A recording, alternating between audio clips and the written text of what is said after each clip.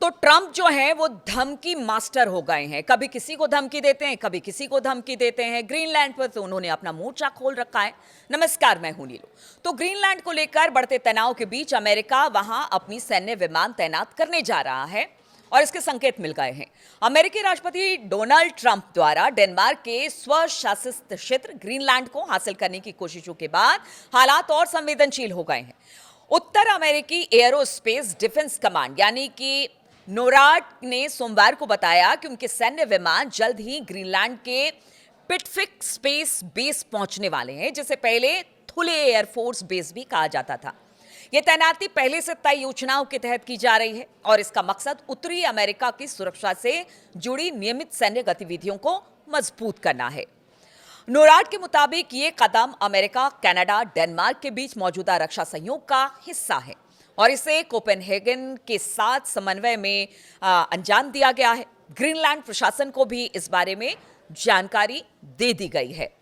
संगठन ने कहा है कि सभी सैन्य गतिविधियां जरूरी कूटनीतिक मंजूरी के साथ की जा रही है।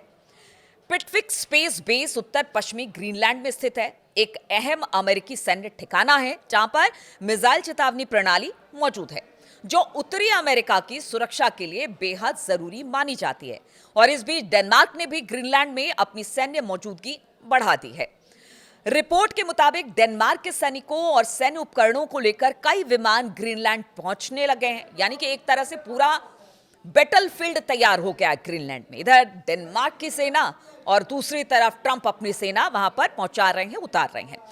पहले से वहां पर तैनात 200 से ज्यादा सैनिकों के अलावा कई टुकड़ियां राजधानी नूक और कांगर लुसवाक में भेजी गई है डेनमार्क की तरफ से। यह तैनाती उस समय हो रही है जब हाल ही में डेनमार्क की अगुवाई में एक बहुराष्ट्रीय सैन्य अभ्यास हुआ था और ट्रंप ने ग्रीनलैंड पर नियंत्रण के लिए बल प्रयोग की संभावना से इनकार नहीं किया है। ट्रंप का कहना है कि रूस और चीन से जुड़े रणनीतिक खतरों के कारण ग्रीनलैंड अमेरिका की सुरक्षा के लिए बेहद अहम है। यानी उनका कहना है कि डेनमार्क रूस और चीन को नहीं रोक सकता है, मैं उसे रोक दूंगा, इसीलिए मैं अपनी सेना वहां पर भेज रहा हूं। ये बात ट्रंप की तरफ से लगातार कही जा रही है और वो हमले से बिल्कुल इनकार नहीं कर रहे हैं। अब तो डिप्लॉयमेंट भी शुरू हो चुका है ग्रीनलैंड में अमेरिका का। रोजाना डेनमार्क में जिस तरह की गतिविधियां हो रही हैं और ट्रंप की ओर से धमकियां मिल रही है, उसे लेकर डेनिश विदेश मंत्री ने कहा कि हम रोजाना नई धमकी के साथ अपनी आंख खोलते हैं। यानी आंख खुली और ट्रंप की एक नई धमकी ग्रीनलैंड को लेकर। वहीं अगर जर्मनी की बात की जाए तो इसे लेकर एक बार फिर यूरोपीय देशों से थोड़ा सा अलग रुख जर्मनी का दिखता है। वो कहते हैं कि ग्रीनलैंड को लेकर अमेरिका की आशंकाएं गलत नहीं है। यानी उनका भी मानना है कि अगर सही तरीके से ग्रीनलैंड को डेनमार्क नहीं हैंडल कर पाता है तो फिर रूस और चीन का कब्जा हो जाएगा ग्रीनलैंड पर। तो वो उस आशंका को भी गलत नहीं मानते जो ट्रंप बता रहे हैं और समझाने की कोशिश कर रहे हैं। ये जर्मनी का कहना है। ग्रीनलैंड पर चल रहे विवाद के बीच अब चीन के विदेश मंत्रालय का बयान आया है। पहली बार इस पर चीन के विदेश मंत्रालय ने सीधे सीधे अमेरिका को कहा कि वो ग्रीनलैंड के मामले में उसका नाम लेना बंद करे। विदेश मंत्रालय के प्रवक्ता ने कहा कि हम संयुक्त राज्य अमेरिका से आग्रह करते हैं कि वो तथाकथित चीन खतरे का बहाना बनाकर अपने स्वार्थी हितों को आगे बढ़ाना बंद करे। चीन की ओर से यह बयान तब आया है जब डोनाल्ड ट्रंप ने कुछ ही घंटों पहले नाटो को रूस चीन की ओर से ग्रीनलैंड में कब्जे का खतरा याद दिलाया था। अब देखिए, चीन ने तो अपना बयान दे दिया कि बार बार हमारा नाम ना ले, करनी आपकी है और नाम हमारा आप इस्तेमाल कर रहे हैं। ऐसा ही कुछ कथन रूस की तरफ से, यानी रूस का भी इस तरह का बयान है। रूस ने भी इस पर अपनी प्रतिक्रिया दी है। रूस ने अमेरिकी राष्ट्रपति डोनाल्ड ट्रंप द्वारा ग्रीनलैंड को लेकर विरोध करने वाले यूरोपीय देशों पर 10% टैरिफ लगाने की धमकी के बाद रूस ने खुले तौर पर यूरोप पर तंज कसा, यानी मजाक उड़ाया है।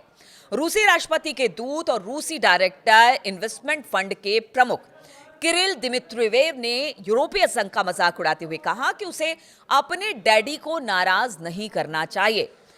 दिमित्रियेव ने American social media company x पर लिखा कि ट्रंप ने ग्रीनलैंड में सेना भेजने के इस खतरनाक खेल के कारण इन देशों पर 10% टैरिफ जड़ दिया। उन्होंने आगे कटाक्ष करते हुए कहा कि यह टैरिफ ग्रीनलैंड भेजे गए हर सैनिक पर करीब 1% टैक्स के बराबर होगा। तो देखिए, अब मजाक रूस और चीन भी उड़ा रहा है, क्योंकि उनको भी पता है कि ट्रंप क्या करना चाह रहे हैं, कैसे करना चाह रहे हैं, किस तरह से यूरोपीय देशों को साथ लेकर उनको बरगला भी रहे हैं और यूरोपीय देश भी उनकी मंशा समझ रहे हैं। बार बार वो चीन और रूस का नाम लेते हैं, लेकिन अमेरिका की मंशा और ट्रंप की मंशा क्या है वो सब जानते हैं। अब इस बीच ये बयान आ गया है, ट्रंप आगे क्या करेंगे ग्रीनलैंड को लेकर, क्योंकि उन्होंने तो साफ संकेत दे दिया है कि अब और नहीं, हम डेनमार्क से भी दो दो हाथ कर लेंगे, नाटो से भी दो दो हाथ कर लेंगे, हम यूरोपीय देशों को भी। लेकिन अब देखना होगा यूरोपीय देश इसे लेकर क्या सोचती है, क्योंकि अगर कोई ट्रंप को रोक सकता है तो वो यूरोपियन कंट्रीज ही हैं, जिनमें तमाम देश शामिल हैं जो लगातार ट्रंप का विरोध कर रहे हैं। और उसी ट्रंप के विरोध की वजह से उन्हें 10% का टैरिफ, और आगे चलकर ट्रंप कह रहे हैं कि अगर वो बात नहीं मानते हैं तो 25% का टैरिफ लगा दिया जाएगा। अब देखना होगा कैसे ये जो ग्रीनलैंड का विवाद है वो सुलझेगा। क्या वाकई ट्रंप यहां पर हमला करेंगे या सिर्फ वहां पर फोर्स भेजकर जो रूस और चीन की बात को लेकर आशंका ट्रंप जता रहे हैं उसको लेकर किसी और तरह से बातचीत बनेगी। यूरोपीय कंट्रीज के साथ क्या बातचीत होगी, नए जो नाटो फोर्सेस है वहां पर तैनात है उनके साथ क्या किसी तरह का टकराव वहां पर देखने को मिलेगा ग्रीनलैंड पर। ये सब कुछ देखने वाली बात है और फिर इससे तय होगा कि आखिर ग्रीनलैंड का भविष्य क्या कहता है।